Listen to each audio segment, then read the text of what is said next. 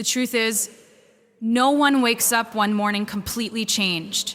We wake up with yesterday still on our shoulders, with habits that whisper instead of shout, with dreams that feel closer than they did before, but not close enough to touch. And yet, this is where transformation actually lives. Not in dramatic reinventions, not in overnight miracles, but in the quiet decision to be just a little braver today than you were yesterday. 1% better doesn't sound glamorous. It doesn't trend. It doesn't get applause, but it compounds. It builds a future while the world is busy chasing shortcuts. Think about how songs are written, one line at a time, one truth at a time, one emotion layered over another until suddenly it feels like it understands you. That's how growth works too. You don't become stronger by leaping over the mountain. You become stronger by choosing to take the next step, even when the path feels slow, uncertain, or lonely. In 2026, improvement isn't about becoming someone else. It's about returning to yourself with more honesty, more discipline, and more courage than before. Every day you're given a choice. Repeat the patterns that keep you comfortable, or write a new verse that moves you forward. 1% is the promise that change doesn't have to be loud to be powerful. It's the promise that consistency beats perfection, that showing up matters more than showing off, and that the smallest habits, when protected and practiced, can rewrite the story of your life. This is your moment to stop waiting for motivation and start building momentum. Because the future you are quietly hoping for is already listening to what you do today. Small habits are the quiet architects of who you become. They don't announce themselves when they arrive, and they don't demand recognition when they stay. But over time, they shape everything. A mistake we often make is believing that change has to feel big to matter. We wait for motivation to strike like lightning, for a sudden rush of clarity that tells us now is the moment.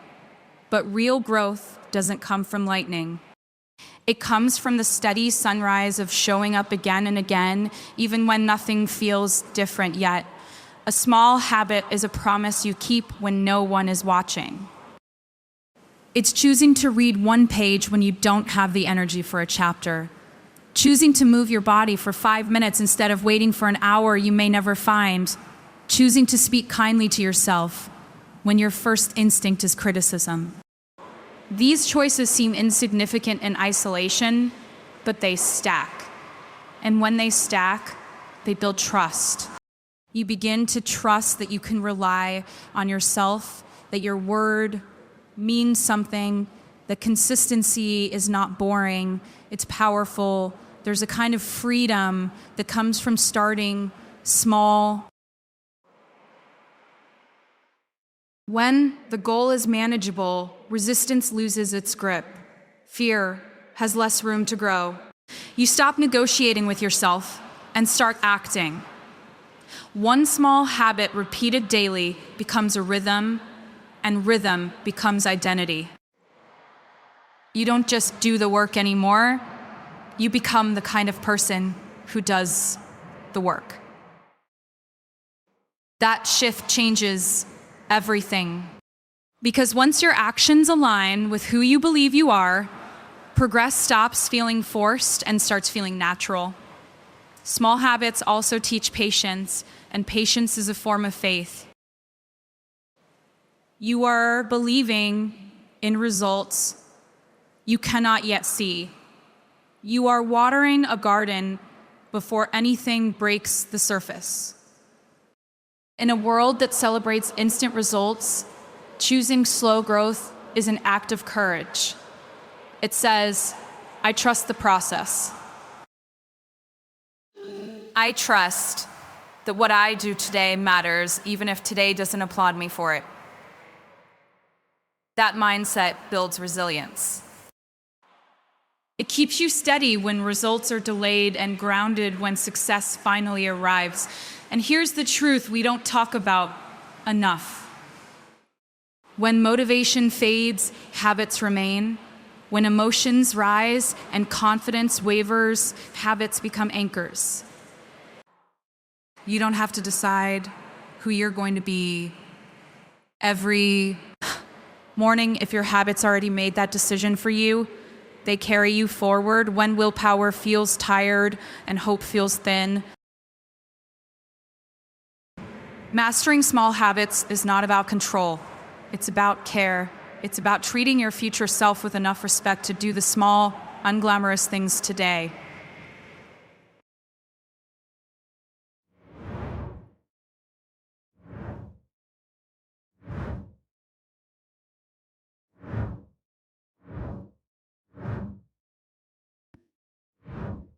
When moments of commitment, one small habit done daily can change the direction of your year. Several small habits can change the direction of your life. And the most powerful part is this. You can start right now exactly where you are with exactly what you have. Discipline is often misunderstood as restriction, as punishment, as something cold and rigid meant to take joy away. But real discipline is not about denying yourself. It's about choosing yourself. It is self-respect in motion. It's the quiet way you say, my future matters more than this momentary comfort, even when no one else is there to hear it. When you begin to see discipline through this lens, it stops feeling like pressure and starts feeling like protection. Every time you keep a promise to yourself, you strengthen your sense of worth. Not because the task was impressive, but because you followed through. Self-respect is built in these moments of follow through. It's waking up when you said you would, stopping when you said you'd stop, and starting even when you don't feel ready. Discipline teaches you that your feelings don't get to be in charge of your direction. They can ride along, but they don't get the steering wheel. There is a powerful shift that happens when discipline becomes an act of love instead of force. You stop asking, what do I feel like doing? And start asking, what kind of person do I want to be? That question changes behavior. It moves you from impulse to intention, from reacting to choosing. And with every intentional choice, you build a life that feels aligned instead of chaotic. Discipline also creates peace. When your actions match your values, there is less inner conflict. You no longer have to carry the weight of regret, the exhaustion of starting over, or the quiet disappointment of knowing you could have shown up differently. Instead, you carry confidence. Not the loud kind, but the steady kind. The kind that comes from knowing you can trust yourself when things get difficult. It's important to understand that discipline is not about perfection. You will still have days where you fall short. The difference is that disciplined people don't let one mistake become an identity. They return. They recommit. They understand that self-respect isn't destroyed by a slip. It's strengthened by the decision to continue. Every return is proof that growth is still happening. When discipline becomes part of your identity, motivation becomes optional. You don't wait to feel inspired because you've already decided who you are and how you move. That consistency builds momentum, and momentum builds belief. Over time, you stop doubting whether change is possible because you're living evidence that it is.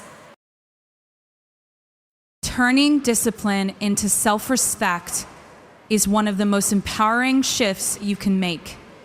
It's choosing long-term pride over short-term relief. It's honoring your time, your energy, and your potential. And the more you practice it, the clearer it becomes. Discipline isn't harsh, it's kind.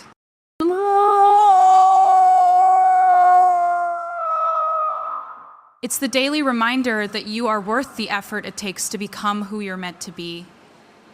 Focus has become one of the most valuable currencies of our time, and yet it's treated like something disposable.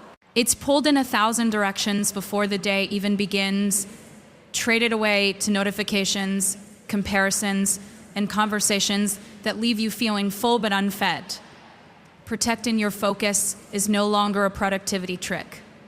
It's an act of self-preservation, because what you give your attention to every day eventually tells you who you are. The world is loud on purpose.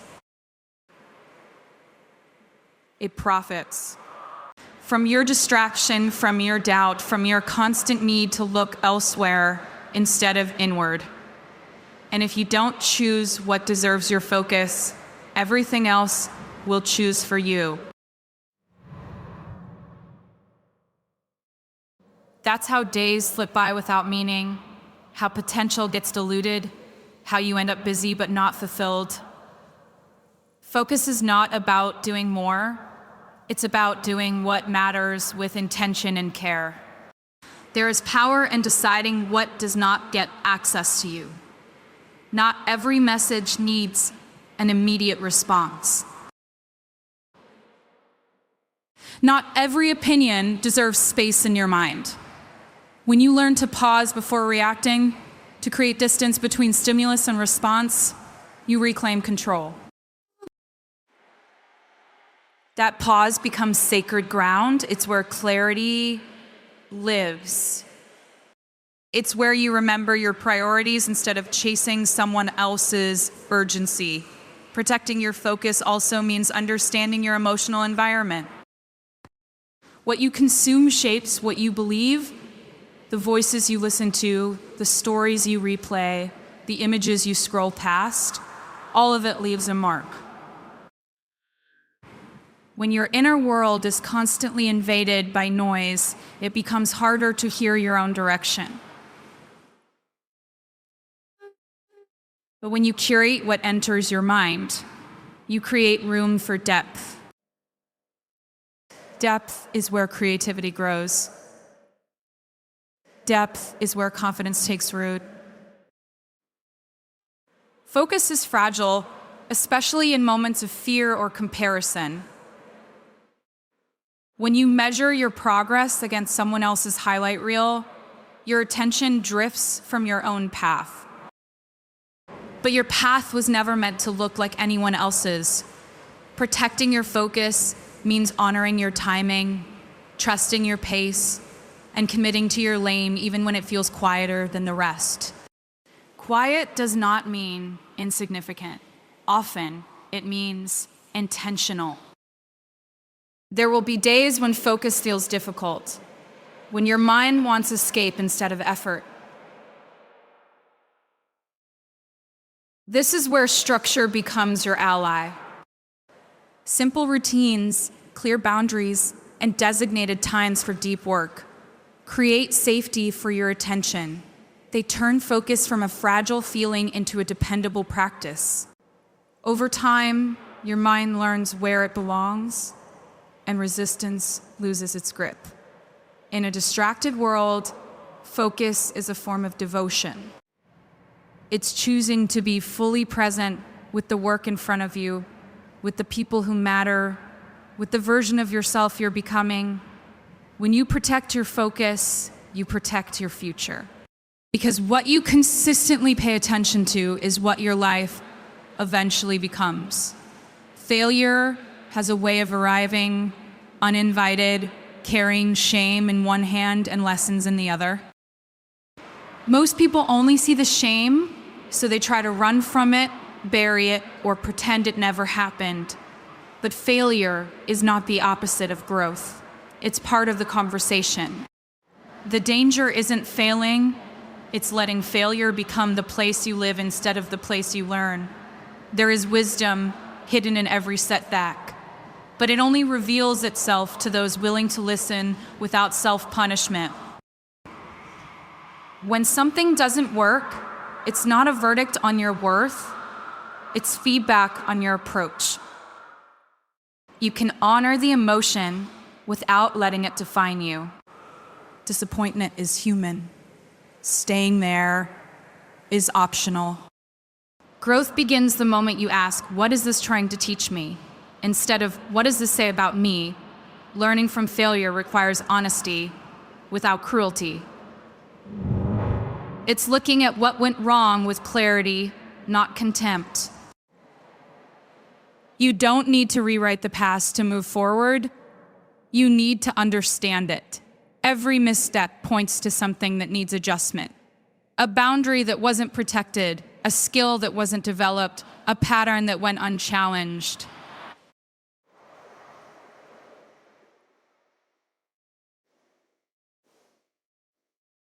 The hue of the right to prove them wrong.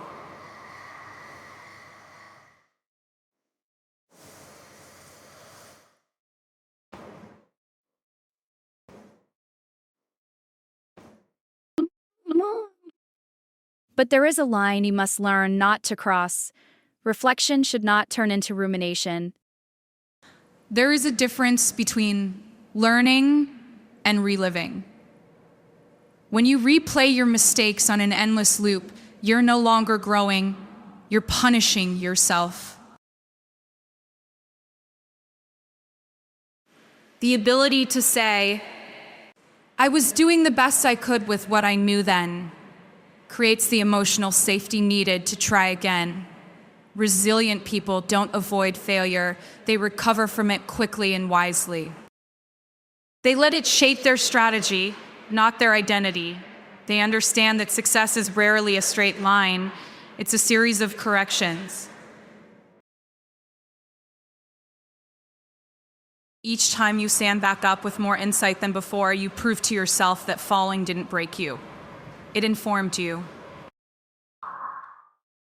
There is also strength in knowing when to let go. Some failures are signals that a chapter is complete. Not every door is meant to be forced open again. Learning from failure sometimes means releasing what no longer aligns, even if you once wanted it deeply. That release is not defeat. It's discernment. When you learn without living in failure, you move forward, lighter. You carry wisdom instead of regret, clarity instead of self-doubt. The past becomes a reference, not a residence. And that is how failure transforms from a wound into a teacher, one that prepares you, sharpens you, and quietly leads you closer to the life you're building. Confidence is often mistaken for volume, for certainty without cracks, for walking into a room already convinced you belong there. But real confidence is quieter than that. It's not something you declare. It's something you build. And the only material it's made from is action. Small, repeated, honest action taken even when doubt is still present. Confidence doesn't arrive before you start. It follows you after you've shown up enough times to trust yourself. Every consistent action is a vote for the person you're becoming.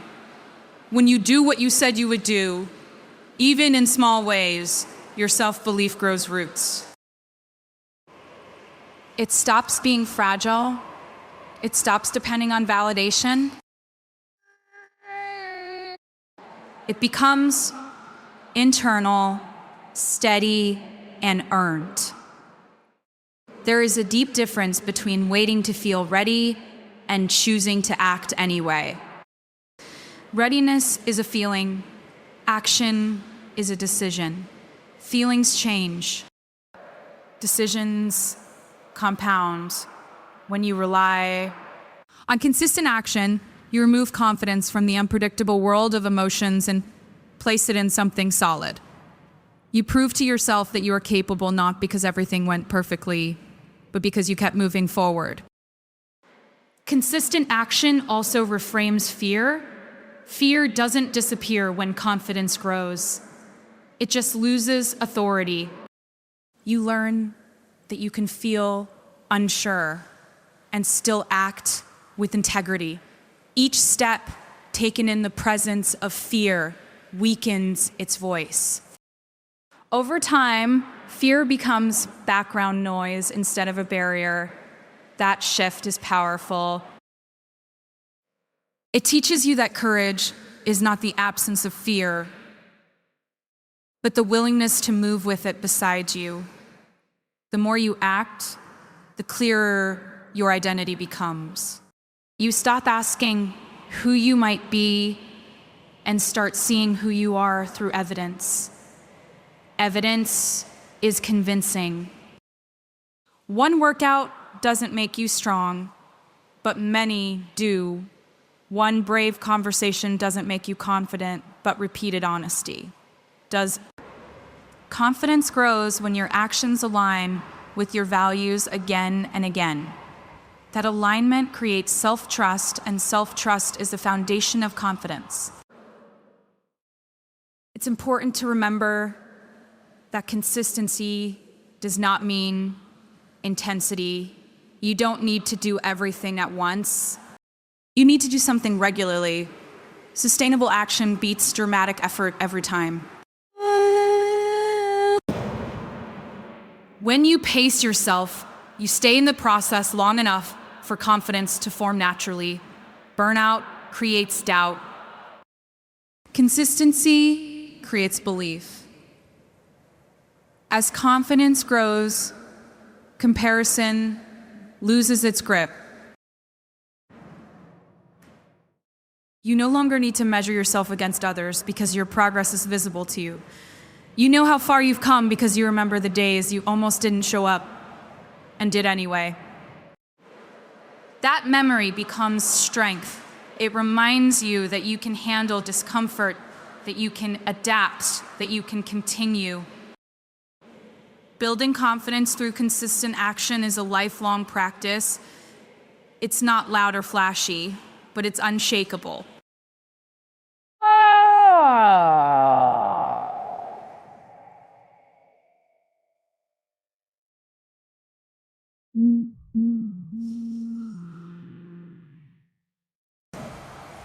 Once it's filmed, it doesn't leave when circumstances, it stays because it was earned step by step, choice by choice, through your willingness to keep going.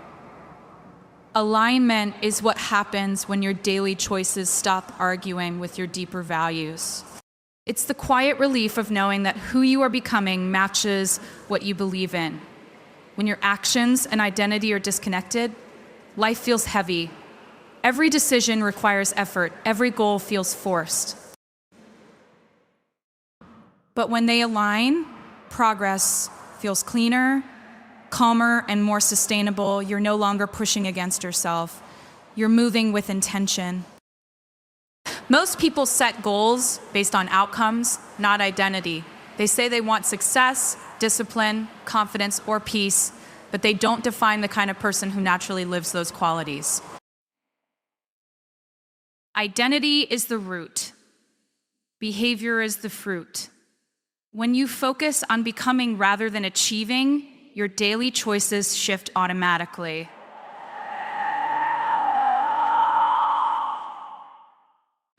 You don't ask, what should I do today? You ask, what would someone like me choose in this moment? That question simplifies everything. Aligning daily choices with long-term identity requires clarity. You have to decide what matters before the moment tests you. Values are not theories. They're practiced. If you value growth, your schedule reflects it. If you value health, your habits protect it. If you value integrity, your decisions stay consistent even when shortcuts are tempting. Alignment is built in these ordinary moments where no one is watching, but everything is shaping you. There will be days when alignment feels inconvenient, when the easier option calls louder than the right one. This is where identity becomes an anchor. You don't choose based on mood, you choose based on meaning. You remind yourself that you are not just reacting to today, you are building a future. Each aligned choice strengthens your self-trust because you are proving that your values are not conditional. Misalignment often shows up as restlessness, frustration, or self-doubt. That discomfort is information, not failure. It's your inner compass asking for correction. When you listen instead of ignoring it, you regain direction. Small adjustments matter. One honest conversation, one boundary enforced, one habit changed. Alignment is not about perfection. It's about course correction with awareness. Over time, aligned choices create momentum. Life feels less scattered because your energy is focused. You waste less time convincing yourself to do things that don't fit and more time investing in what does. That focus creates peace, not because life becomes easy, but because it becomes coherent. You understand why you're saying yes and why you're saying no. When your daily choices reflect your long-term identity, discipline feels lighter, confidence feels natural, and progress feels meaningful. You're no longer chasing a version of success that doesn't belong to you. You're becoming yourself on purpose. And that kind of alignment doesn't just improve your life. It gives it direction, depth, and lasting strength.